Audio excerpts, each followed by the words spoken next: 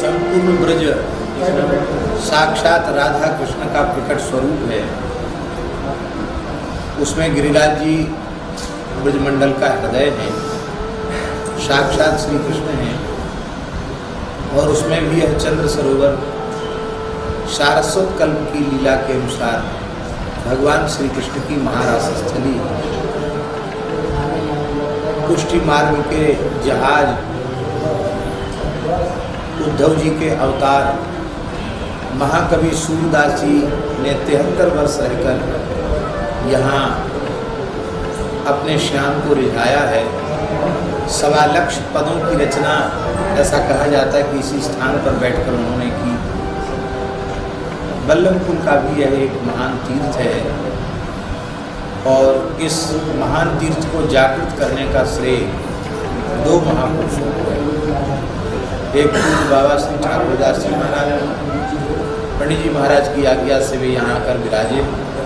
और आज जो कुछ दिख रहा है संस्कार ब्रजवासियों में, ये जो कुछ उत्सव भाव भक्ति दिख रही, इसमें बाबा का योगदान है। बाबा यहाँ विराजे, बाबा ब्रजवासियों से प्रेम करते हो, ब्रजवासी बाबा से प्रेम करते। पूज्य सदगुरुदेव श्री गणेश दास जी भक्तमाली जी का भी संबंध यहाँ से, इस गांव से, ब्रजवासियों से बड़ी घनिष्ठता पूर्वक रहा, अंतिम क्षण तक रहा। ब्रजवासियों ने महाराज जी को अपना बाबा माना और महाराज जी ने गांव को अपना गांव माना। पूज्य बाबा ठाकुरदास जी यहाँ विराजते, निरंतर गो चिंतन उनको बना रहता था। एक कसाई एक देसी बछड़ा ले जा रहा था, उस बछड़े को देखकर बाबा को दया आई और बाबा ने किसी व्यक्ति से कहकर कसाई से बछड़ा खरीद लिया गया और उस एक बछड़े को बचाने से यहाँ गौशाला का आरंभ हुआ। फिर पूज्य गुरुदेव श्री गणेश दास जी भक्तमाली जी महाराज की अध्यक्षता में एक समिति का गठन हुआ और यहाँ गौशाला विधिवत आरंभ हुई। अपने समय की सबसे पुरानी गौशाला ये है। इस गौशाला से अनेक गौशालाओं का जन्म हुआ। आज तक इस गौशाला के माध्यम से सैकड़ों ब्रजवासियों के घरों में गोपालन आरंभ हुआ और हजारों की संख्या में गोवंश के प्राण बचाए गए।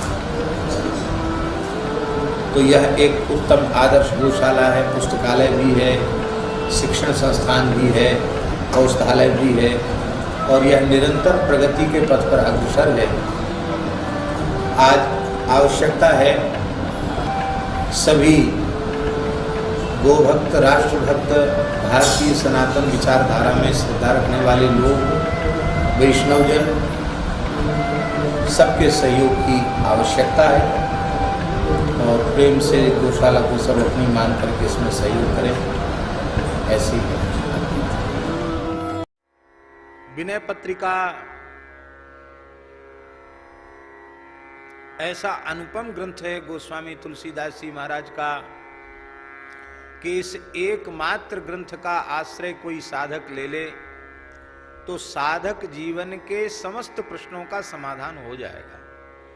भगवत प्राप्ति का मार्ग प्रशस्त ही नहीं हो जाएगा, ईमानदारी से यदि विनय पत्रिका का चिंतन करे, उसे अपना जीवन बनावे, तो इसी शरीर से इसी जन्म में निश्चित भगवत साक्षात्कार हो जाएगा। इसमें कोई संदेह नहीं। समर्थ सद्गुरु जो कार्य करते हैं वही कार्य विनय पत्रिका करती है। जैसे अष्टादश पुराणों का सार सर्वस्व फलरूप श्रीमद् भागवत है और भागवत को लिखने के बाद भगवान व्यास पूर्ण संतुष्ट हुए। फिर और कुछ जीवों के कल्याण के लिए लिखने की आवश्यकता नहीं है, अब हमारा प्रयोजन पूर्ण हो गया, ऐसा भगवान व्यास जी ने समझा। ठीक इसी प्रकार से भगवान की प्रेरणा से कलिमल ग्रसित जीवों के ऊपर अत्यंत अनुग्रह करके कलियुग के दोषों से बचने के उपाय के रूप में जीव का परम कल्याण हो जाए, इसी जन्म में भगवत प्राप्ति हो जाए, साधक के अंतःकरण का ज्ञान, वैराग्य, भक्ति तीनों सुदृढ़ हो जाएं, परम परम प्रेम उसे प्राप्त हो जाए, वह कृतकृत्य हो जाए, कृतार्थ हो जाए, इसी प्रयोजन के लिए मानव गोस्वामी जी ने अपनी अंतिम कृति के रूप में इसको प्रकट किया। इसको YouTube पर प्रचारित भी किया जा रहा है, इस प्रसारण भी इसका किया जा रहा है। उसको जो भी देखेंगे उन्हें घर बैठे नित्य सत्संग प्राप्त हो जाएगा। और हम ऐसा अनुभव करते हैं कि उन्हें यह नहीं लगेगा, जितनी देर वे सुनेंगे उनको नहीं लगेगा कि हम वृंदावन से दूर हैं। आप अपने घर में बैठकर यह अनुभव करेंगे कि हम संतों के, गुरुजनों के चरणों में श्रीधाम वृंदावन में ही भावमय स्वरूप से बैठकर श्री विनय पत्रिका के माध्यम से कराए थे। और महाराज जी कहते थे ऐसी विलक्षण मेधा कि जैसे टेप रिकॉर्डर में टैप हो जाता है, ऐसे हम 2-4 बार श्लोक बोलते, वो हमेशा के लिए मथुरादास जी महाराज को कंठस्थ हो जाता है।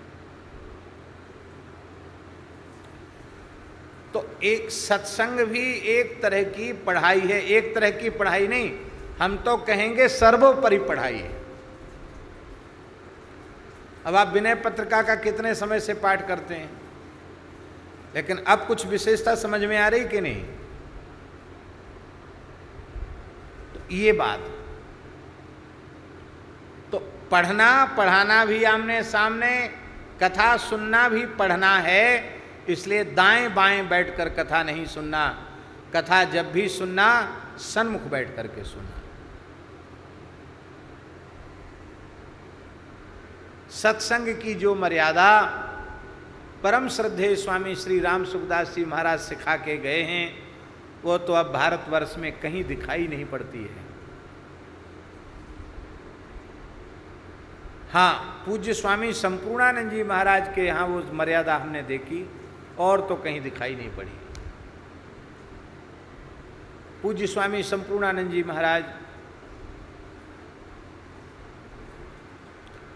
जिनको लोग मौनी भिक्षु कहते थे, उनके यहाँ सत्संग में हमने देखा, तपोवन में सत्संग था, आप थे हमारे साथ? नहीं थे?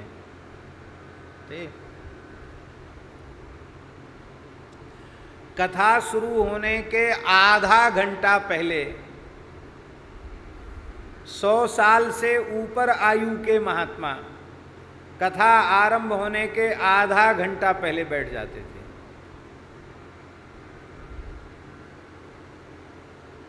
आधा घंटा पहले। और जब तक हम पहुंचते तब तक विष्णु सहस्त्रनाम का पाठ हो जाता था श्रोताओं के सहित। और कथा आरंभ होने के आधा घंटे पहले मुख्य द्वार पर ताला लग जाता था। फिर बड़े से बड़ा व्यक्ति भी आ नहीं सकता है, जो आ गया सो आ गया। आधा घंटे पहले 1 मिनट भी, आधा मिनट भी बर्दाश्त नहीं। और दास प्रायः थोड़ा लेट लपेट वाला है, प्रमादी होने के कारण। ये कोई अच्छाई नहीं है, ये दोष ही है। लेकिन वो बैठते तो उनके संकोच के कारण हमको कम से कम 10 मिनट 15 मिनट पहले हम भी जाकर बैठ जाते थे। और ठीक समय हुआ, आरंभ हो गए सच। वे महापुरुष कहते थे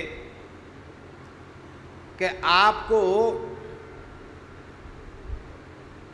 रेल से कहीं यात्रा करनी है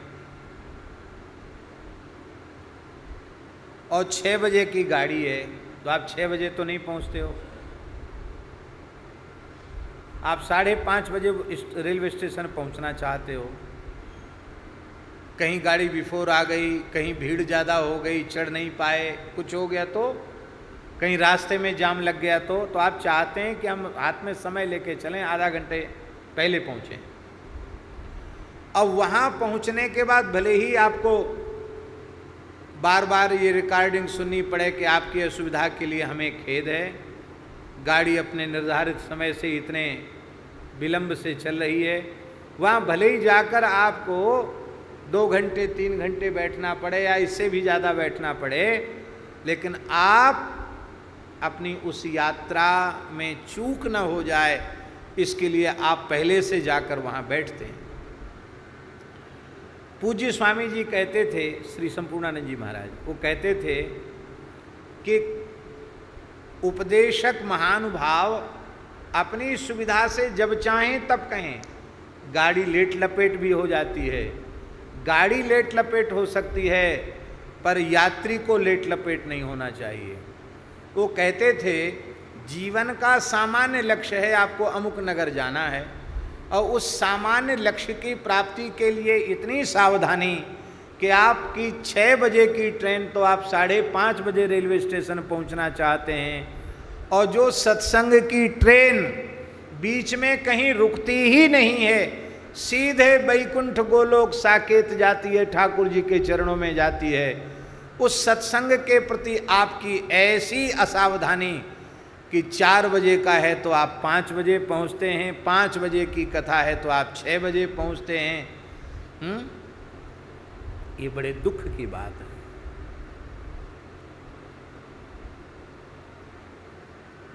समय से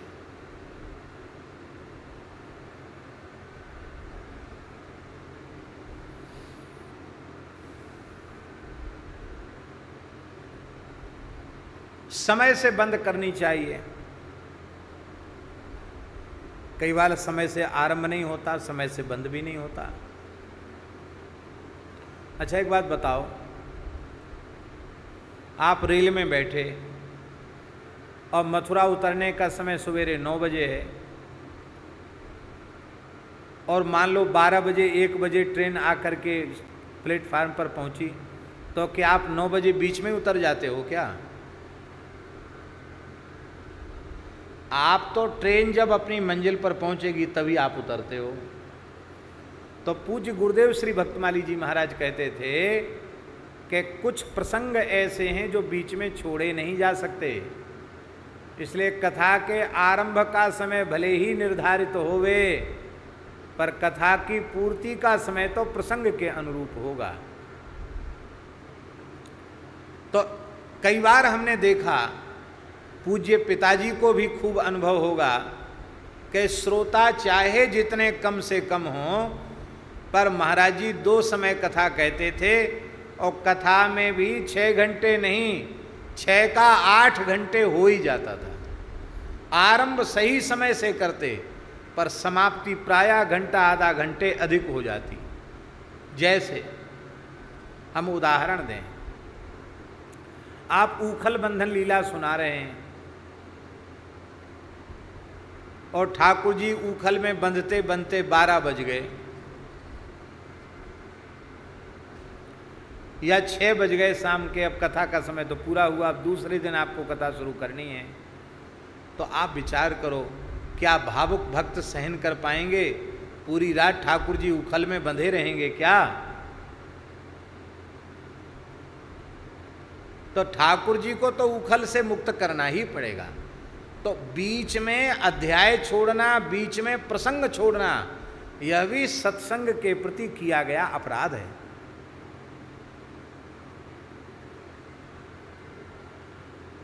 संसार में कोई चीज ऐसी नहीं है जिसके बारे में आप घटा दें कि अधिकस्याधिकम फलम। लोग सब में घटाने लग जाते, अधिकस्याधिकम फलम। चलो हमने मान लिया अधिकस्याधिकम फलम। खीर में, जिस खीर में उसकी मात्रा इतनी है कि उसमें पाव भर चीनी पड़नी चाहिए, और आप कहो कि नहीं अधिकस्याधिकम फलम, जिसमें पाव भर शक्कर डालना चाहिए, उसमें तो हम कम से कम 1.25 सेर 1.5 सेर शक्कर डालेंगे। क्यों? लिखाई है अधिकस्याधिकम फलम, अधिक का अधिक फल है। तो बोलो खीर बनेगी कि चाशनी? क्या बनेगी? चाशनी बन जाएगी, मुंह में देने लायक नहीं रह जाएगी वो खीर। लवण बिना बहु व्यंजन जैसे, नमक के बिना सारे व्यंजन बेकार हैं। बड़ा जरूरी है नमक। आप कहो अधिकस्याधिकम फलम, दाल में साग में ज़्यादा नमक डाल दो, कम नमक तो चल जाएगा, पर ज़्यादा नमक होने पर आप मुंह में नहीं दे सकते। कोई चीज ऐसी नहीं जिसका अधिकस्याधिकम फलम। केवल नाम जप कथा कीर्तन सत्संग ही ऐसा है कि इसमें जितना समय अधिक चला जाए अधिकस्य अधिकम फलम, इसमें कम नहीं है।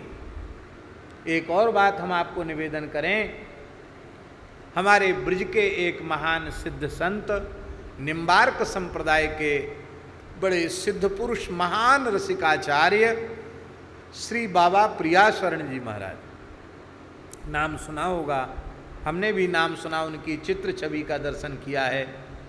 बरसाने में बाबा की चरण पादुका भी और उनकी छड़ी भी विराजमान है। प्रायः हम जाते हैं तो उसका दर्शन स्पर्श करते हैं। बाबा ऐसे महापुरुष थे जिनके रोम रोम से राधा नाम प्रकट होता था, ऐसे महान रसिक थे और इतने कठोर थे, दंभ का, पाखंड का, दिखावे का घोर विरोध करते थे, बहुत कठोर थे और उनकी कठोरता के कारण लोग उनसे डरते थे। एक उनके जीवन की ऐसी घटना हम कहना नहीं चाहते, एक बहुत बड़े धनी मानी व्यक्ति को उन्होंने बिल्कुल उपेक्षित कर दिया था, जो निरंतर उनकी सेवा में हाथ जोड़ के खड़ा रहता था। एक छोटी सी बात पर आप वहां से छोड़कर चल पड़े। बड़े विलक्षण महात्मा। पूज्य पंडित श्री गया प्रसाद जी महाराज गिरिराज जी वारे बाबा सरकार, उन्होंने विशेष सत्संग श्री प्रियाशरण बाबा जी का ही किया। श्री प्रियाशरण बाबा जी के चरणों में वे वृद्ध थे, कपड़े की जूतियां धारण कराते थे पंडित जी अपने हाथ से, बड़े स्नेह से।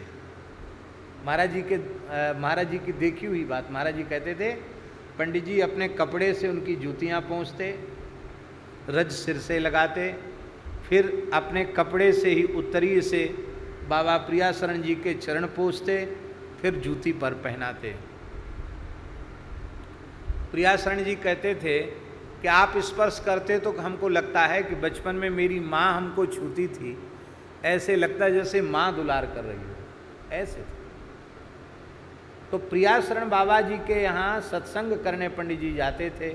कई बार प्रियाशरण बाबा जी जहाँ पंडित जी विराजते वहाँ पधारते थे, तो पंडित जी के पास वो अलार्म वाली घड़ी थी। अलार्म बहुत पहले चाबी वाली चलती थी ना, चाबी ऐसी भरने वाली, किर्र किर्र बोलने वाली घड़ी। अब तो वो प्रायः बंद ही हो गई और अब तो ये सेल वाली घड़ी आ गई। तो अलार्म वाली जो घड़ी होती थी, पंडित जी का समय सब बंधा हुआ था। लेकिन जब श्री प्रियाशरण बाबा जी आ जाते थे तो पहला काम होता था, सत्संग के पहले एक मोटी तौलिया से घड़ी को सुला दिया जाता था, जिसमें किसी का ध्यान अब इस घटिका यंत्र की तरफ न जाए, और पूरी रात सत्संग होता था। कई बार सत्संग होते होते ब्रह्मवेला आ जाती थी और बाबा स्नान करके अपने ध्यान में चले जाते थे और पंडित जी स्नान करके पुनः अपने भजन में बैठ जाते। हम और चीज के लिए समय देखें, पर कथा कीर्तन भजन के लिए हम बार बार घड़ी की ओर देखें, अरे अभी तक पूरा नहीं हुआ, अभी तक पूरा नहीं हुआ। अरे भाई, इतना ही तुमको अच्छा नहीं लग रहा है तो समय क्यों खराब कर रहे हो? सत्संग के प्रति महत्व बुद्धि न होने से सत्संग में सुनी हुई बातों का प्रभाव जीवन में नहीं पड़ता है। इसलिए सत्संग में बैठे तो पूरा ध्यान सत्संग में रहना चाहिए। बहुत से लोग कुछ लिखने लग जाएंगे, कागज में लिखने लग जाएंगे और इधर उधर कुछ करने लग जाएंगे, तो ये उत्तम बात नहीं है। कथा सुनते समय कथा ही सुने, दूसरा काम नहीं। हाँ, नाम जप हो सकता है, नाम जप का अभ्यास महापुरुषों का होता है, वो नाम जपते जपते कथा सुन सकते हैं। लेकिन कथनचित किसी को उसमें भी बाधा हो रही हो कि हम नाम जपते हुए कथा ठीक से नहीं सुन पा रहे हैं, तो केवल कथा ही सुनो, उसी से सब कुछ हो जाएगा। क्योंकि कथा श्रवण कीर्तन भक्ति है। बोलो भक्तवत्सल भगवान की जय। तो थोड़ा व्याख्यान अधिक हो गया, इतना ही समझें कि सामने बैठकर पढ़ना, सामने बैठकर सुनना और उसके प्रति प्रमाद नहीं होना, उसके प्रति महत्व बुद्धि होना।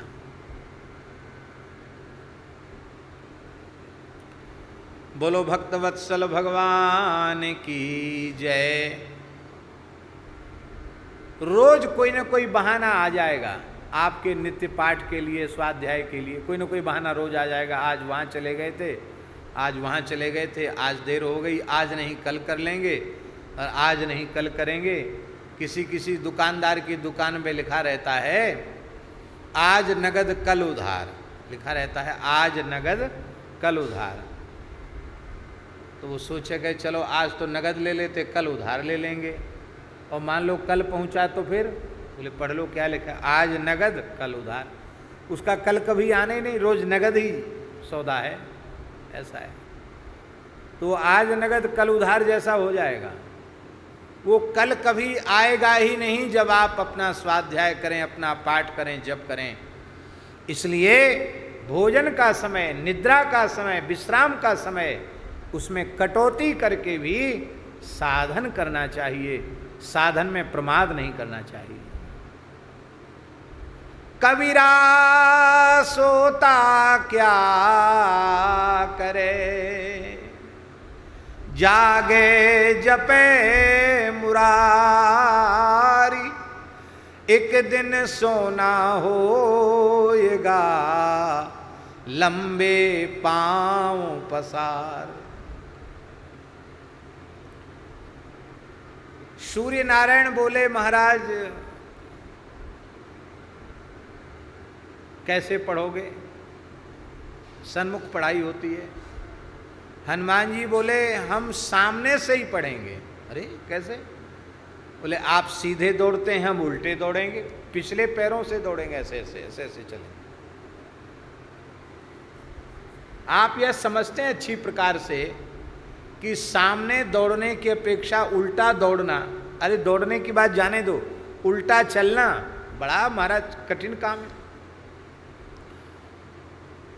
और हनुमान जी इतना रबड़ी और इतनी मलाई खाते हैं, इतना मालपुआ खाते हैं, हनुमान जी का पेट नहीं बढ़ा। क्यों नहीं बढ़ा पेट? हनुमान जी थोड़ा पिछला चलते हैं, पिछले पैरों से चलते हैं। और ये विज्ञान है, आप रोज थोड़ा उल्टा चलें तो आपके घुटने में दर्द कभी नहीं होगा, कमर में दर्द नहीं होगा, और आपका पेट बढ़ेगा नहीं, पेट बिल्कुल ठीक लग जाएगा। आप लोग कहेंगे कि आप दूसरों को उपदेश दे रहे, आप खुद क्यों नहीं करते हो? हमने पहले बता दिया, हम तो आलसी हैं, प्रमादी हैं, इसलिए नहीं करते। या तो ये समझ लो या ये समझ लो कि समय नहीं दे पाते हैं, दोनों में से कुछ एक न एक बात माननी पड़ेगी। पर जिन लोगों के पास अपने शरीर के लिए समय देने को खूब समय है, वे लोग ऐसा कर सकते हैं। हनुमान जी महाराज चल पड़े तो सूर्य की गति कितनी तीव्र है, पर पाछे ले पगन मन गगन मगन मन, क्रम को न भ्रम कपि बालक बिहार सो। इतना छोटा बालक सूर्य के रथ की गति से भी तेज दौड़ रहा है, और उसमें भी इतनी तेजी से उल्टे दौड़ रहे हैं। तो कौतुक बिलोक लोकपाल हरिहर विधि, सारे लोकपाल, पंचलोकपाल, 10 दिक्पाल सब आकाश में खड़े हो गए। ब्रह्मा जी खड़े हैं आकाश में, शंकर जी खड़े हैं, विष्णु भगवान खड़े हैं, और लोकपाल हरिहर विधि, हरिहर विधि ब्रह्मा, हरि माने नारायण, हर माने शिवजी, विधि माने ब्रह्मा जी, ये भी खड़े हैं। सब विस्फारित नेत्रों से हनुमान जी को उल्टा दौड़कर पढ़ते हुए देख रहे हैं। लोचन चका चौंधी चित्तन खबार सो। सूर्य के सामने देखना मुश्किल है, पर उन सूर्य की ओर देखते हुए पिछले दौड़ते हुए हनुमान जी पढ़ रहे हैं। ऐसे लगता है बल कैधों वीर रस, ऐसे लगता मानो मूर्तिमान वीर रस उपस्थित हो गया है। धीरज के साहस के, अथवा ऐसा लगता है मानो धैर्य और साहस मूर्तिमान होकर के आ गया है, अथवा ऐसा लगता है कि वीर रस, धैर्य, साहस, इन सब का जो सार सर्वस्व है वो हनुमान जी के रूप में आ गया है। बल के धो वीर रस धीरज के साहस के, तुलसी शरीर धरे सवन के सार सो। ऐसे लगता मानो सबका सार हनुमान जी के रूप में प्रकट है। कहो द्रोण भीषम समीर सुत महावीर, वीर रस बारि निधि जाको बल जल भो। ये वीर रस के समुद्र हैं हनुमान जी महाराज, ऐसे हैं। ये कौन कह रहा है? ये महाभारत युद्ध में द्रोणाचार्य और पितामह भीष्म कह रहे हैं। और भीष्म जी तो यहां तक कह देते हैं, भीष्म पितामह, भीषम कहत मेरे अनुमान हनुमान, सारी खोत्रिकाल न त्रिलोक महाबल भो।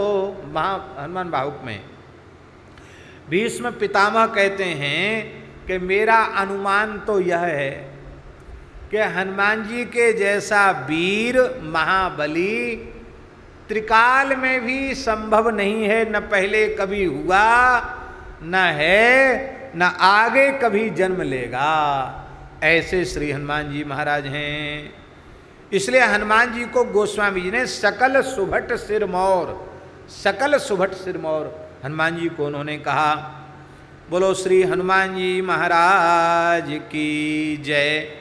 और आगे क्या शब्द है? जयति बात संजात विख्यात विक्रम बृहद बाहु, बल विपुल बालधि विशाला। हनुमान जी की पूछ, बालधि माने पूछ, हनुमान जी की पूछ बहुत विशाल है। कितनी विशाल पूछ है हनुमान जी की।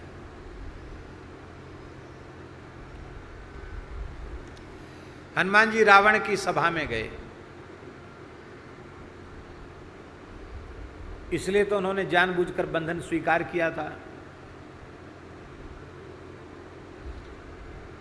तो हनुमान जी वहां गए तो रावण बड़ा कूटनीतिज्ञ कुटिल चतुर तो था ही। अरे इतना पराक्रमी वीर पहुंचा है तो उसको कुछ आसन मिलना चाहिए कि नहीं? हनुमान जी को पूरे दरबार में कहीं बैठने का कोई आसन नहीं था।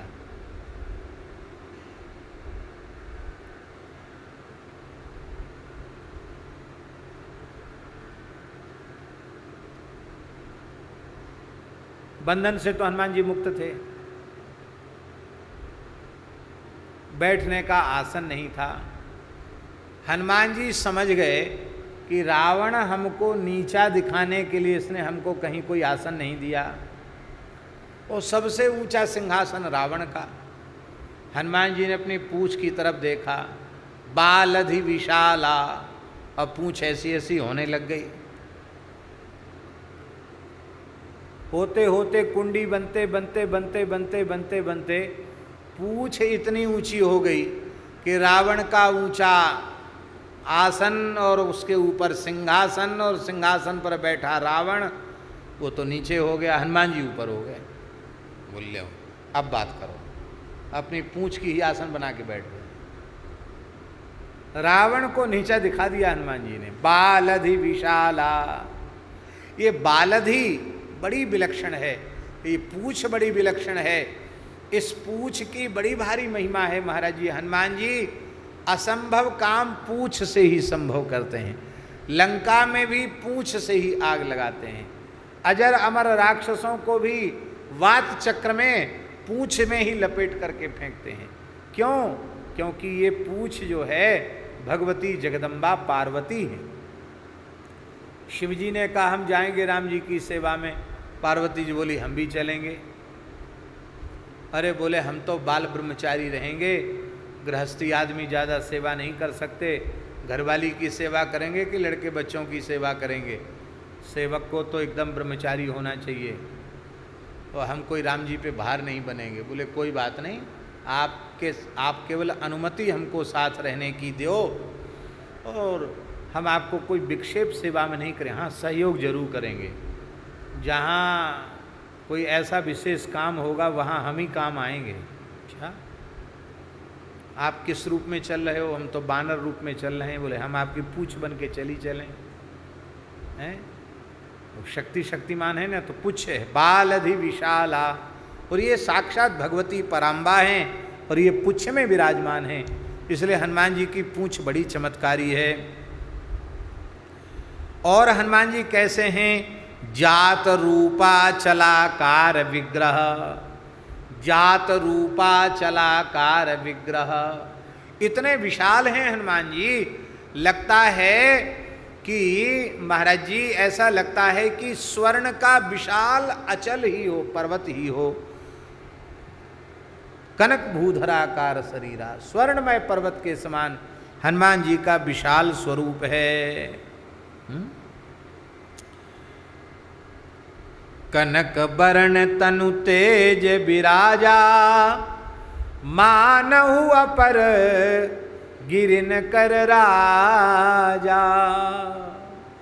ऐसा लगता है मानो दूसरा सुमेरु पर्वत प्रकट हो गया हो, ऐसे विशाल देह वाले श्री हनुमान जी महाराज हैं।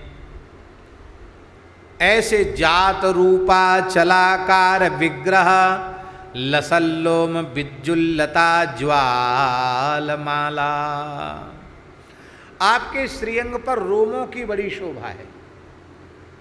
हनुमान जी के शरीर पर कम रोयां नहीं हैं, वो इतने बड़े बड़े रोयां हैं हनुमान जी के, खूब गद्दीदार रोयां हैं हनुमान जी के। वो इसलिए इतने बढ़िया रोयां हैं कि सरकार जब कंधे पर विराजते हैं उनके, तो उनको कहीं कोई पीड़ा न पहुँचे। क्या महाराज उसका सैमल का तूला होगा, क्या कोमल से कोमल रुई होगी, उससे भी ज़्यादा सुकोमल रोमावली हनुमान जी की हो जाती है रघुनाथ जी के लिए। और रघुनाथ जी बैठते हैं तो उनको बड़ा सुख मिलता है। हनुमान जी की श्रीअंग की रोमावली बहुत विशाल है, स्वर्ण रोम है हनुमान जी, सोने के समान चमकते हुए रोम, बहुत विशाल विशाल रोम है हनुमान जी की। ऐसे श्री हनुमान जी महाराज लसल्लोम, और उन रोमावली से बड़ा प्रकाश निकल, विज्जुल्लता ज्वालमाला, उन रोमों से सूर्य की किरणें जैसा प्रकाश निकल रहा है, और वो प्रकाश ऐसे ऐसे तरंगायित हो रहा है, मानो लगता है हनुमान जी के श्रीअंग से ज्वालामाला प्रकट हो रही हो। जैसे सूर्य की ज्वालामाला चारों ओर प्रकट होती है, ऐसी हनुमान जी के श्रीअंग से ज्वालामाला प्रकट हो रही है। ऐसे श्री हनुमान जी की जय हो। अब आगे का चरण है, जयति बालार्क वर बदन पिंगल नयन, बालार्क वर बदन। बालार्क, उदीयमान सूर्य कैसा होता है? उदीयमान सूर्य लाल होता है। हनुमान जी के मुखारविंद का वर्ण लाल है, लाल देह लाली लसै अरुधर लाल लंगूर, वज्रदेह दानव दलन जय जय जय कपिसूर।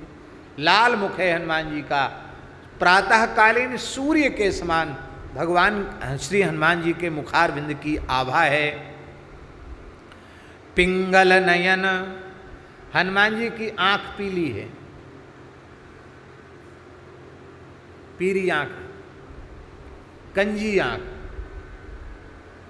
और बानर की आंख आपने देखी होगी, कंजी होती भी है, पर हनुमान जी बानर की आंख के कारण कंजी नहीं, हनुमान जी की तो विलक्षण एक ज्योति से युक्त हनुमान जी की आंखें हैं। और सामुद्रिक के अनुसार कंजी आंख एक प्रकार से दोष माना जाता है। काली आंख वाले का विश्वास करना चाहिए, कंजी आंख वाले का जल्दी विश्वास नहीं करना चाहिए, कुछ ना कुछ उपद्रव होता है। चलो एक कहावत सुना देते हैं आपको, सुना दें? पुरानी कहावत, लेकिन कोई इसका बुरा अर्थ नहीं, हम अच्छा अर्थ भी इसका बताएंगे। एक जो दोष के अर्थ में है वो तो बताएंगे, अच्छा अर्थ भी इसका बताएंगे।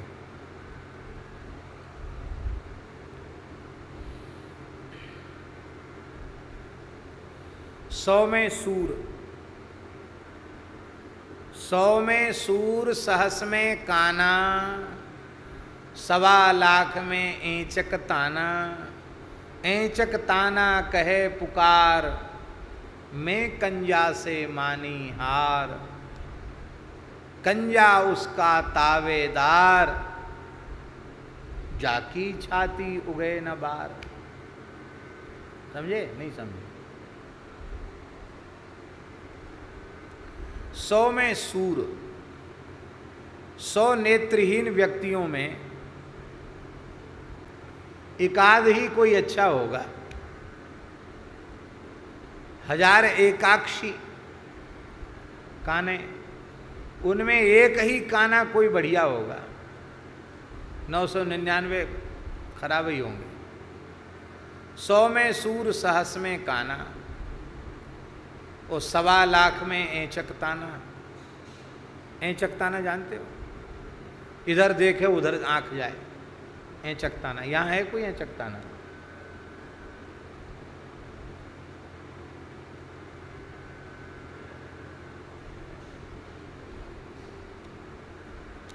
सवा लाख में ऐंचक ताना। आंख से भी ऐंचक ताना होता है, हाथ पैर से भी ऐंचक ताना होता है। इधर पांव धरे उधर चला जाए, ढिल्ल पुल्ल। पर ऐंचक ताना कहता है 1.25 लाख लोगों में 1.25 लाख ऐंचक ताने होंगे, उनमें एक कोई अच्छा होगा। पर ऐंचक ताना ने कहा मैं तो कुछ नहीं हूं। ऐंचक ताना कहे पुकार, कंजा भैया से रहो होशियार। हाँ, कंजा भैया हमसे आगे है, हम कुछ नहीं उसके सामने। कंजे से कहा, पीली आंख वाले से कहा। उस पीली आंख वाले ने कहा अरे भाई हम कोई चीज नहीं है, जाकी छाती उगे न बाल। जिसकी छाती में बाल नहीं, मैं तो उसके सामने कुछ नहीं। इसका मतलब ये कहावत जिसकी छाती में बाल नहीं उसको ज्यादा प्रशंसा करने के लिए कहावत। बोलो वृंदावन बिहारी। पर हम विनम्र प्रार्थना करें, इस प्रकार का कोई शारीरिक दोष किसी भक्त में, वैष्णव में, साधु में दिखाई पड़े तो इन दोषों के कारण उसकी उपेक्षा नहीं होनी चाहिए, क्योंकि भगवान की भक्ति समस्त दोषों को समाप्त करने वाली है। अब इसका अच्छा अर्थ बता रहे हैं। भक्ति के कारण दोष नष्ट हो गए। 100 में सूर, सैकड़ों महान कवि हुए इस देश में, लेकिन उन सैकड़ों महान कवियों में सूरदास जी के जैसे सूरदास जी ही हुए, महाकवि सूर। 100 में सूर। हजारों काने हुए इस संसार में, लेकिन शुक्राचार्य जी के जैसे एक वे अकेले ही हैं। जो इतने बड़े भक्त हैं वो कहते हैं मंत्रतस्तंत्रतश्छिद्रम देश कालारह वस्तुतः सर्वम करोतु निश्चिद्रम नाम संकीर्तनम तव। ऐसी नाम महिमा को जानने वाले महान भक्त श्री शुक्राचार्य जी वो 100 में काना, एकाक्षी हैं पर हजारों में एक है महाराज। कवि नाम उष्णा कवि। तो हजारों कवि माने विवेकियों में, ज्ञानियों में वे अकेले हैं, हैं? 100 में सूर, 100 में काना, 1.25 लाख में ऐंचक ताना। ऐंचक ताना कौन है भैया? अष्टावक्र जी महाराज अपने माँ के गर्भ में थे और इनके पिता महर्षि कहोड वेद पाठ कर रहे थे, तो वेद पाठ में एक स्वर गलत लगा दिया, तो आप पेट से ही बोल पड़े पिताजी आपने उदात्त स्वर की जगह अनुदात्त लगा दिया, ठीक स्वर लगाइए, ठीक पाठ कीजिए, क्योंकि वेद में स्वर के अनुसार समास होता है, समास के अनुसार अर्थ होता है, और गलत स्वर लगने से तो अर्थ ही बदल जाएगा। अरे अभी तो पेट में ही है और पेट में से ही बोलने लग गया, बाहर आएगा तो हम गरीब बोलती बंद कर देगा। बालक बहुत टेढ़ी मेढ़ी बातें करता जा, मैं श्राप देता हूं 8 जगह से टेढ़ा हो जा। 8 जगह से टेढ़े हो गए। और उस समय वरुण लोक में वरुण देवता एक यज्ञ करना चाहते थे। उस यज्ञ में ब्राह्मणों के चयन की, योग्य ब्राह्मण यज्ञ में पहुंचे इसके चयन की सेवा विदेहराज राजर्षि जनक जी को सौंपी गई, क्योंकि जनक जी महान ब्रह्म विद्या के आचार्य हैं, वो परीक्षण करेंगे। तो जनक जी के यहाँ जनक जी ने कहा ब्राह्मणों की परीक्षा करना बड़ा कठिन काम है, अपराध ज़्यादा बनते हैं, साधु ब्राह्मण की परीक्षा नहीं करनी चाहिए। हम सहयोग तो किसी का कर सकते हैं, पर मुख्य रूप से हम ही परीक्षा लें वो ठीक नहीं। तब भगवान धर्म ही बंदी के रूप में उपस्थित हुए और वो बंदी के रूप में, जनक जी के बंदी के रूप में उपस्थित हुए धर्म, और वो विद्वान ब्राह्मण आते तो उनसे शास्त्रार्थ करते, और शास्त्रार्थ में शर्त यही होती कि जो हार जाएगा उसे जल में डुबा दिया जाएगा। हम हार जाएं तो हमको डुबा दो। विचित्र शर्त थी। एक से एक बड़े प्रकांड विद्वान आए और सबको जल में डुबा दिया। वो जल में क्या डूबना, वो जल में डुबाते ही वो पहुंच जाते थे वरुण लोग। इतने बड़े विद्वान, उनकी भर्ती हो जाती थी वहाँ यज्ञ में, प्रवेश पा जाते थे। एक दिन की बात है, अपने मामा को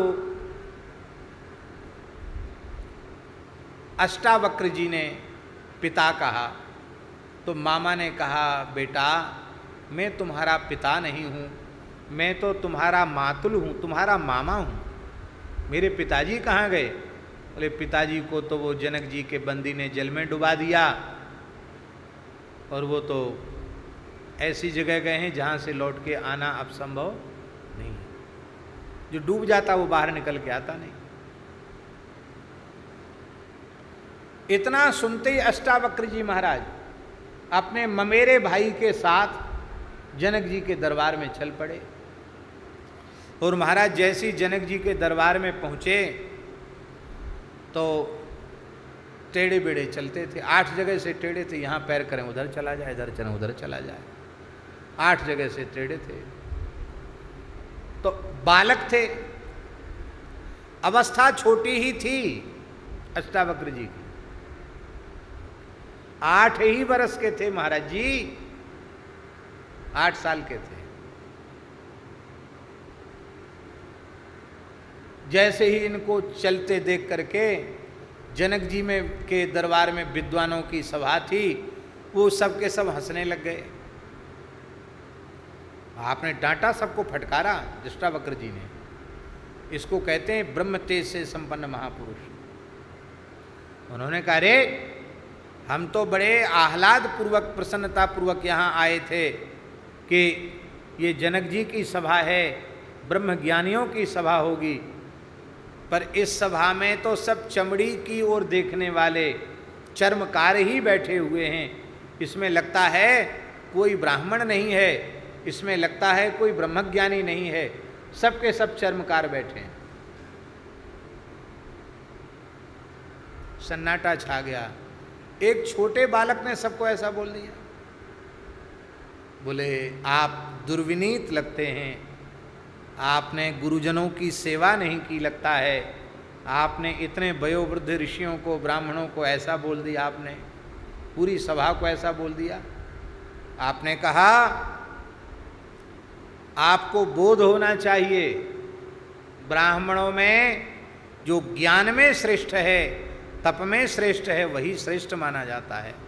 क्षत्रियों में जिसमें बल अधिक है वह श्रेष्ठ माना जाता है, वैश्यों में धन जिसके पास अधिक है वह श्रेष्ठ माना जाता है, और चतुर्थ वर्ण के लोगों में आयु जिसकी अधिक है वो श्रेष्ठ माना जाता है।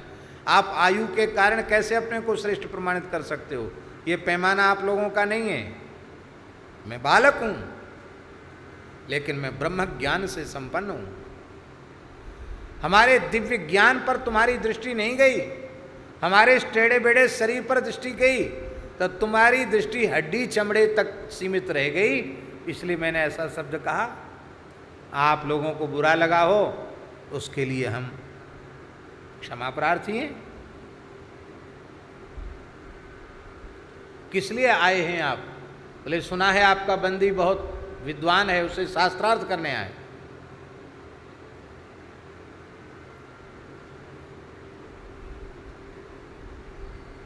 करो शास्त्रार्थ।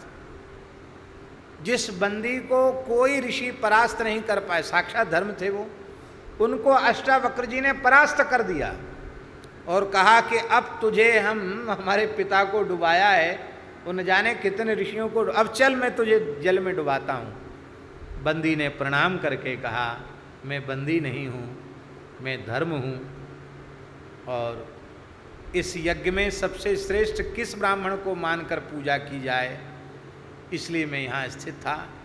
आज वरुण के यज्ञ में सबसे अधिक पूज्यता प्राप्त करने वाले आप जैसे ब्राह्मण का दर्शन हो गया।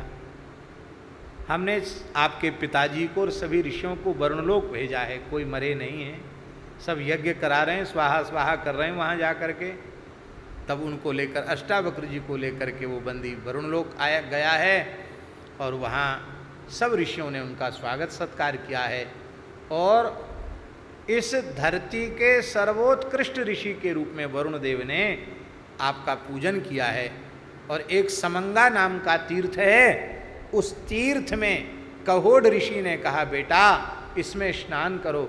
जैसे ही उन्होंने स्नान किया है, स्नान करते ही पिता का शाप दूर हो गया है और अष्टावक्र जी की सारी टेढ़ बेढ़ चली गई। वो बिल्कुल सुंदर तो थे ही, खूब और सुंदर हो गए, उनके शरीर की टेढ़ बेढ़ सब समाप्त हो गई। तो 100 में सूर, सहस में काना, 1.25 लाख में ऐचक ताना। हाँ, 100 में सूर, सहस में काना। शुक्राचार्य जी बोले हमारे जैसे लाखों विद्वान भी अष्टावक्र जी की बराबरी नहीं कर सकते। वो तो 1.25 लाख में ऐचक ताना, 1.25 लाख विद्वानों में अकेले ही महाराज बड़े विद्वान हैं। तो अष्टावक्र जी के पास गए, बोले आप सबसे बड़े ज्ञानी हो, आप सबसे बड़े विद्वान हो, ब्रह्मवेत्ता हो।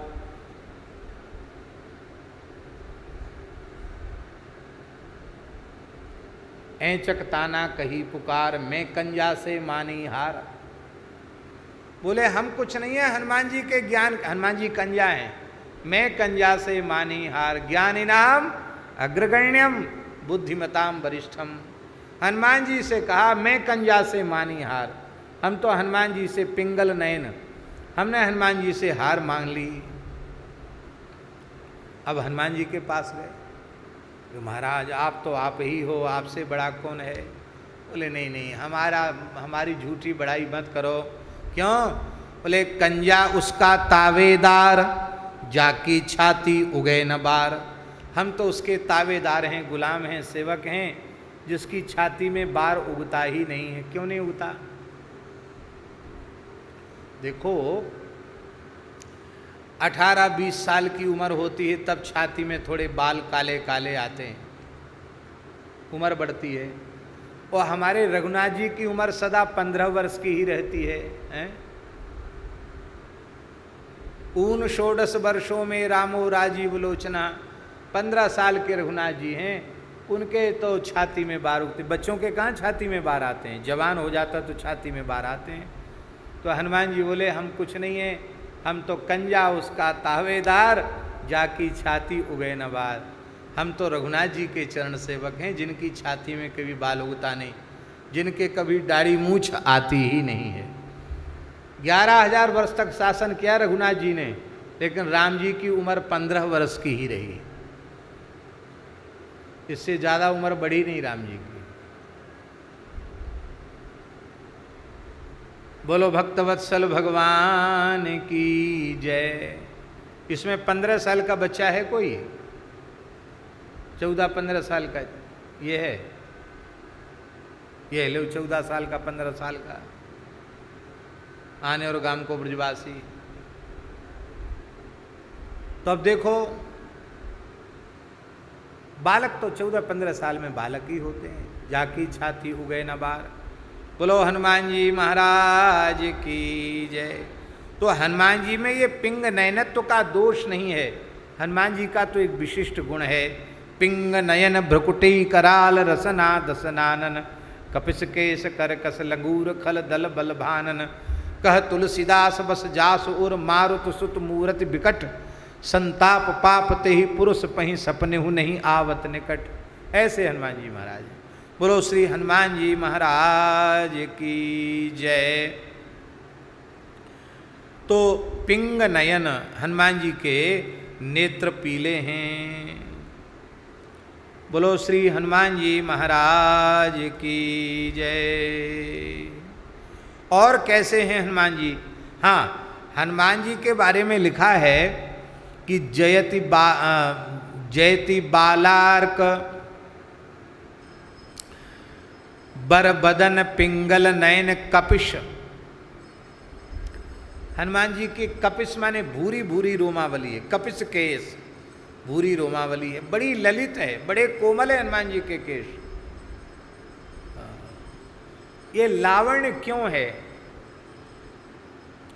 हनुमान जी के रोमों में इतनी चमक और इतना लावण्य क्यों है? इसका कारण क्या है? हनुमान जी के प्रत्येक रोमकूप से विजय मंत्र प्रकट होता है, इसलिए बहुत प्रसिद्ध है। यद रोमकूपे ध्वनिमुल्लसंतम श्री राम जय राम जय जय राम। हनुमान जी कीर्तन करते हैं, उनके रोम रोम से श्री राम जय राम प्रकट होता है। इसलिए नाम अत्यंत रसमय, अत्यंत ललित नाम उनके रोम रोम से प्रकट होता है। इसलिए हनुमान जी के रोया इतने लावण्य युक्त हैं, इतने तेजस्विता से युक्त हैं। और वो हनुमान जी कैसे हैं? Curcas Kapish curcas. यहाँ कपिश शब्द का केश कपिश है, वाल रोमावली कपिश, और जटाधारी जटाजूटधारी का भी विशेषण है। कपिश करकस जटाजूटधारी। कपिश करकस जटाजूटधारी। हनुमान जी की जटाएं भूरे रंग की हैं, पीले रंग की जटाएं हैं हनुमान जी की, और बड़ी करकस माने कठोर हैं। ऐसे जटा का जूट धारण करने वाले हैं, बिखरी हुई जटा नहीं, खूब बड़ी जटा बांध करके हनुमान जी रखते हैं। बोलो जटाधारी श्री हनुमान जी महाराज की। यह हमने पहले निवेदन किया कि इस पद में, हर पद में कोई न कोई नई बात गोस्वामी जी ने कही है। तो हनुमान जी के जटाधारी स्वरूप का वर्णन इसमें किया गया है। जटाधारी स्वरूप का वर्णन क्यों किया गया? देखो, श्रीमद् भागवत के सप्तम स्कंध में जहाँ वर्णाश्रम धर्म का वर्णन है, वहाँ वर्णाश्रम धर्म के निरूपण में ब्रह्मचर्य आश्रम का निरूपण किया गया। तो ब्रह्मचारी के लिए कहा गया नच्छिन्द्यान नखलोमाणी कक्षोपस्थ गतान्यपि। कक्ष उपस्थ के भी केशों का कर्तन न करे और नख आदि का कर्तन न करे, ये ब्रह्मचारी। तो जटाजूट जटाभिस्तापसः जटाभिर्बटुः, जटा से बटुक, कमंडलुना क्षात्रः, जटाभिस्तापसः, ये सब प्रयोग हैं। तो बटुक ब्रह्मचारी जटाधारी होता है। तो हनुमान जी तो आजीवन ब्रह्मचारी हैं, इसलिए हनुमान जी के बहुत विशाल विशाल जटा हैं। फिर आप कहेंगे कि बानर के तो केश इतने बड़े होते नहीं कि जटा बने, पर हनुमान जी बानराकार हैं, बानर नहीं हैं। ये साक्षात शिव हैं और भगवान शिव के जटा मुकुट की शोभा है, इसलिए हनुमान जी के भी जटाओं की शोभा है। महात्माओं की जटाएं भी पिंगल जटाएं हो जाती, भूरी हो जाती हैं। कैसे हो जाती हैं? अब वो यहाँ कथा में सुनाने वाली बात नहीं, उनमें कोई कलर नहीं लगाया जाता है। पर आप अपनी जटा को सुंदर चमकदार सुनहली पीली बनाना चाहते हो तो उसका उपाय भी महात्माओं के पास है। बढ़िया सुंदर केला की गरम गरम विभूति, केला का तना होता ना, उसको हवन करके घी की आहुति दे करके उसकी जो राख गरम गरम होती है, वो गरम गरम राख स्नान करके जटाएं गीली होती तो खूब भर लेते हैं और भर के खूब कपड़े से बांध लेते हैं उनको, बांध करके और फिर 5-7 दिन ऐसे ही छोड़ देते हैं, खोलते नहीं हैं। फिर खोलते हैं जटाओं का, वो झर जाता है। फिर 5-7 दिन बाद फिर गरम गरम विभूति भर लेते, फिर बांध लेते हैं। ऐसी बांधते बांधते जटाएं बड़ी होने लग जाती हैं। जटाओं का खाद पानी है विभूति।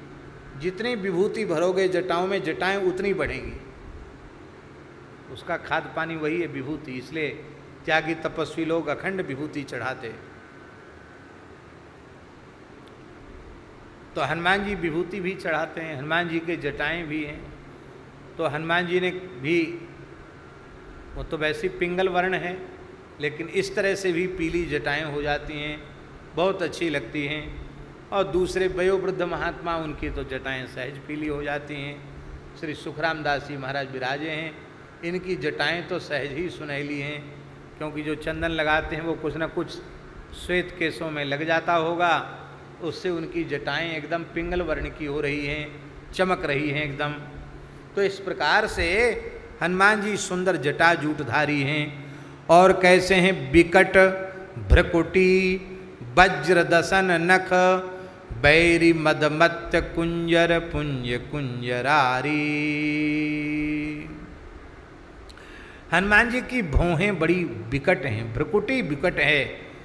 उसको देखकर बड़े बड़े त्रिलोक विजयी असुर भी उनके कपड़े बिगड़ जाते हैं। वज्र दसन नख, वज्र के समान दंत हैं। इनकी चर्चा हम कर चुके हैं, वज्र नख और वज्र दसन की, पिछले पदों में। और बैरी मदमत्त कुंजर, शत्रु मत वाले हाथी के समान हैं। उनके कुंजर पुंज, पुंज माने समूह, उन मतवाले हाथियों के समान जो शत्रुओं के समूह हैं, उनको क्या करते हैं? कुंजर आरी, कुंजर माने हाथी, उनके अरि माने शत्रु। उनके लिए हनुमान जी सिंह के समान है। जैसे एक प्रचंड पराक्रमी सिंह हाथियों के झुंड को तितर बितर कर देता है, ऐसे हनुमान जी राक्षसों की सेना को तितर बितर कर देते हैं। जहां हनुमान जी पहुंचते वहां से भगदड़ मच जाती है राक्षसों में। ऐसे हनुमान जी महाराज हैं। जयति भीमार्जुन ब्याल सूदन गर्वहर धनंजय रथत्राण के तू। श्री गोस्वामी तुलसीदास जी महाराज कहते हैं, भीम अर्जुन और ब्याल सूदन माने गरुड़, इन सबके गर्भ का हरण करने वाले हनुमान जी आपकी जय हो। भीमसेन को भी बड़ा अहंकार था अपने बल का। भीमसेन के बल के अहंकार को भी हनुमान जी ने ही दूर किया। बद्रिकाश्रम में गंधमादन पर्वत के निकट, अलकनंदा के निकट पांडव विराज रहे थे। उसी समय अलकनंदा के जल में एक विशाल सौगंधिक नामक कमल, सहस्रदल कमल बह करके आया। उस कमल को भगवती श्री द्रौपदी जी ने, महासती द्रौपदी जी ने उस कमल को उठा लिया और भीमसेन के पास जाकर इच्छा व्यक्त की कि ऐसा ही दूसरा कमल यदि हमें मिल जाए तो इससे हम भगवान शिव पार्वती का पूजन करना चाहते हैं। तब आप उस सौगंधिक पुष्प को खोजते हुए गंधमादन पर्वत से आगे चल पड़े। वहाँ जाकर, महाभारत की कथा है महाराज जी, वहाँ जाकर देखा तो इतनी जोर की आवाज़ आ रही थी कि उस आवाज़ के कारण पूरा जंगल कांप जाता था, पर्वत थर-थर कांप जाता था। उस भयंकर शब्द को सुन करके भीमसेन के रोंगटे खड़े हो जाते। उनको लगता रही ये इतनी भयंकर आवाज़ कहाँ से आ रही है, लेकिन रोंगटे खड़े हो जाते। पर भीमसेन को जीवन में कभी भय हुआ ही नहीं, इनके शब्दकोश में ही भय नहीं था। तो भीमसेन बढ़ते चले जा रहे थे, शब्द के निकट पहुंच गए तो वहाँ देखा हनुमान जी, जहाँ से देवलोक की सीमा है वहाँ हनुमान जी रास्ता रोक करके एक विशाल शिला पर बूढ़े बंदर के समान हनुमान जी लेटे थे। और बीच बीच में हनुमान जी जम्हाई लेते थे, ऐसे करते थे, और जम्हाई लेकर के अपनी पूंछ को पटकते थे। तो जैसी पूंछ पटकते तो पूंछ पटकने का शब्द था, वो पूरा पहाड़ हिल जाता, पूरा वन कांप जाता था। भीमसेन ने सोचा कि विलक्षण बानर है, ऐसा विशाल काय बानर जिसकी पूंछ पटकने से इतना शब्द हो रहा हो, ऐसा बानर तो आज तक देखा सुना नहीं गया, बड़ा विचित्र बानर है। वहां पहुंच गए और गर्जना करते हुए कहा, ए बंदर, मैं इस मार्ग से आगे निकलना चाहता हूं, हट जा रास्ते से, मुझे रास्ता दे दे। हनुमान जी तो लीला करने के लिए वहां पौड़े थे। हनुमान जी ने धीरे से आंख खोली, फिर एक जमाई ली और बोले, अरे मैं बूढ़ा रोगी कितने सुखपूर्वक इस शिला पर शयन कर रहा था, तुमने मेरी निद्रा भंग कर दी, मेरे विश्राम में बाधा उत्पन्न कर दी। लगता है तुमने गुरुजनों की सेवा नहीं की है। यहां हनुमान जी उपदेश दे रहे हैं भीमसेन को, लगता है तुमने गुरुजनों की सेवा नहीं की है। ध्यान में ही बात ये क्यों कह रहे हैं, बहुत ऊंची बात है हनुमान जी की। विनय नामक दिव्य सद्गुण गुरुजनों के भक्त में ही आता है। जो दुर्विनीत हो तो समझ लेना चाहिए उसने माता पिता गुरु की आज्ञा का पालन नहीं किया, उनकी सेवा नहीं की। सेवा करने वाला विनयी होता ही है, विनयशील होता है। लगता तुमने माता पिता गुरुजनों की सेवा नहीं की है, इसलिए तुम दुर्विनीत मालूम होते हो, तुम्हारे हृदय में दया नहीं है। प्राणी मात्र के प्रति दया की भावना होनी चाहिए। तुम्हारी प्रवृत्ति क्रूर कर्मों में क्यों हो रही है? लगता है ज्ञानवान विद्वान पुरुषों की सेवा तुमने नहीं की है। और तुम कौन हो, कहाँ, क्यों यहाँ आए हो? ये पर्वत आगे अगम्य है, यहीं से लौट जाओ, यहाँ से आगे मनुष्य नहीं जा सकते, चले जाओ यहाँ से।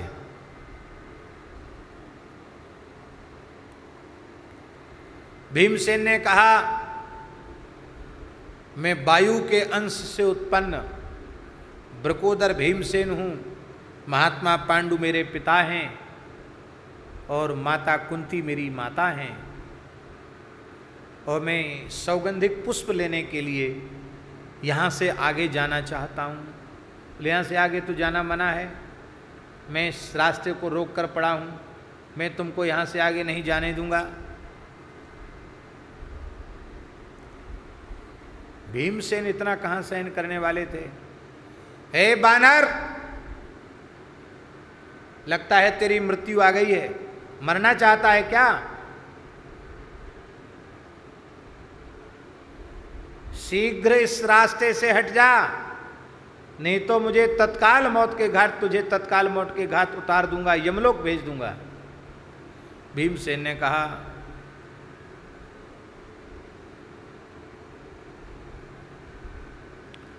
हनुमान जी बोले, तुम भी यहीं से लौट जाओ, नहीं तो मारे जाओगे। भीमसेन बोले, हम चाहे मारे जाएं, चाहे हमारी बला मारी जाए, तुम हमारे मरने जीने की चिंता क्यों करते हो? तुम तो रास्ता दे दो। हनुमान जी बोले, मैं बूढ़ा हूँ, रोगी हूँ, व्याकुल हूँ, मैं यहाँ से हट नहीं सकता, तुम मुझे लांघ कर चले जाओ। भीमसेन बोले, लांघने को तो मैं पूरे पर्वत को लांघ के जा सकता था। जैसे हनुमान जी महाराज, हमारे अग्रज बड़े भैया हनुमान जी महाराज जैसे खेल खेल में समुद्र लांघ गए, ऐसी मैं भी इस पूरे पर्वत को लांघ सकता था, लेकिन मैंने लांघा नहीं, क्योंकि इस पर्वत में कितने ऋषि मुनि महात्मा होंगे, कितने जीव होंगे, और किसी को लांघना नारायण को लांघने के बराबर है, क्योंकि सबके अंतर्यामी नारायण हैं।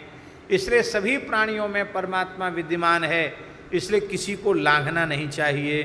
बस यही विचार करके मैंने लांघा नहीं। और तुम मेरी आज्ञा नहीं मानोगे ना, तो हम तुमको यमलोक भेज देंगे।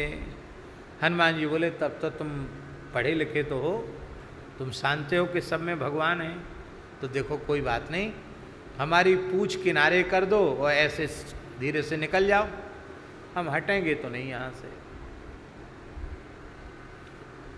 भीमसेन को लगा कि अरे तो अच्छी बात है, पूछ किनारे कर दो तो रास्ता खुल जाएगा। तो भीमसेन ने बड़ी अवज्ञा पूर्वक बाएं हाथ से पूछ पकड़ी उठाने लगे, लगा हमारा कंधा ही उतर जाएगा, पूछ उठेगी नहीं। दोनों हाथ लगाए, इतनी जोर से शक्ति लगाई कि भीमसेन अधिक शक्ति लगाने के कारण धड़ाम से घुटने के बल गिर गए और उनके नाक से मुंह से रक्त तक आ गया। इतना ताकत लगाया उन्होंने, इतना जोर लगाया। यह धरती शेष के मस्तक से 4 अंगुल ऊपर उठ गई, पर हनुमान जी की पूंछ टस से मस नहीं हुई, हिली नहीं पूंछ। अब तो भीमसेन समझ गए कि ये बानर कोई साधारण बानर नहीं है। भीमसेन ने लज्जा से अपना सिर नीचे कर लिया, चरणों में मस्तक रखकर प्रणाम किया। बोले, महात्मन आप अपना परिचय दें, आप हैं कौन? क्योंकि बानर के आकार में आप हैं, पर बानर तो आप नहीं हैं, आप अपना परिचय दें। श्री हनुमान जी ने कहा, मैं भी वायुनंदन हूँ, मेरा नाम हनुमान है। ओहो, आप तो हमारे बड़े भैया लगते हैं, क्योंकि हम भी पवन के ही अंश से उत्पन्न हुए हैं। चरणों में प्रणाम किया। बोले, महाराज जिस स्वरूप से आपने समुद्र लंघन किया था, उस स्वरूप का हम दर्शन करना चाहते हैं, अथवा जिस स्वरूप से आपने लंका जलाई थी, उस स्वरूप का हम दर्शन करना चाहते हैं। हनुमान जी बोले, देखो भीमसेन, युग के अनुसार शरीरों की सामर्थ्य होती है। तुम्हारे शरीर की सामर्थ्य अब उतनी नहीं है, क्योंकि तुम द्वापरांत में उत्पन्न हुए हो। ये 24वें चतुर्युगी के त्रेता की बात है। तुम हमारे उस विशाल स्वरूप को सहन नहीं कर पाओगे। व्यर्थ आग्रह न करो। भीमसेन ने कहा कि नहीं नहीं महाराज, आप तो दिखाओ ही सही। अपने छोटे भाई की इतनी छोटी सी इच्छा आप पूरी नहीं कर सकते। हनुमान जी कदली वन में विराजे थे। हनुमान जी जैसे ही हनुमान जी ने गर्जना किया, श्री राम जय जय राम, गर्जना करती हनुमान जी का स्वरूप बढ़ने लग गया। इतना बढ़ा कि गंधमादन आदि पर्वत ऐसे लगने लगे जैसे मिट्टी के ढेले पड़े हों। बड़े बड़े विशाल देवदारू आदि के वृक्ष ऐसे लगने लगे मानो दूर्वा लगी हो। हनुमान जी का विशाल स्वरूप, एक एक उनका दांत बड़े बड़े पर्वत के शिखर के समान, शरीर से विलक्षण तेज प्रकट हो रहा है। उसकी विशालता का वर्णन संभव नहीं है। उसको देख करके भीमसेन ने अपनी आंखें बंद कर लीं और चिल्लाकर बोले, बस बस बस, मैं सहन नहीं कर सकता, मेरी छाती फट जाएगी, जल्दी करो, आप अपने सौम्य रूप में दर्शन दो। हनुमान जी ने अपना रूप समेट लिया और भीमसेन को हृदय से लगाया। बोलो भक्तवत्सल भगवान की जय। एक जैमिनी भारत में भी हनुमान जी की कथा आती है। ऐसी कथाएं तो कई हैं, लेकिन अब हम समझते हैं कि आज थोड़ा समय भी अधिक हो गया और 8 बजने में 20 मिनट कम है, तो कुछ कथाएं ऐसी बढ़िया सुंदर रसमयी कथाएं हैं कि उनको कहे बिना हमको अच्छा लगेगा नहीं, और जल्दी जल्दी करेंगे तो उनका स्वारस्य खत्म हो जाएगा। इसलिए उनकी चर्चा हम भगवत कृपा से कल करेंगे। बहुत बढ़िया कथाएं महाराज, क्या कहना, एक से एक विलक्षण कथाएं हनुमान जी के चरित्र की। भगवत प्रेरणा से उनको हम कल निवेदन करेंगे। श्री राम जय जय राम, श्री राम जय राम, श्री राम जय जय राम,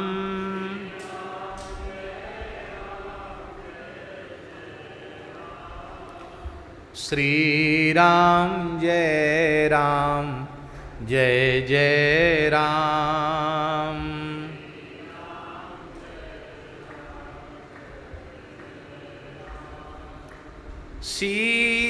सीताराम जय सीताराम,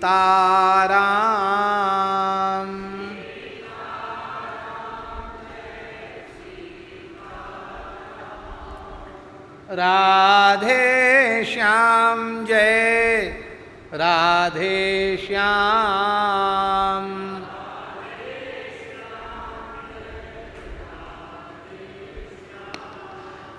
श्री राम जय राम। जय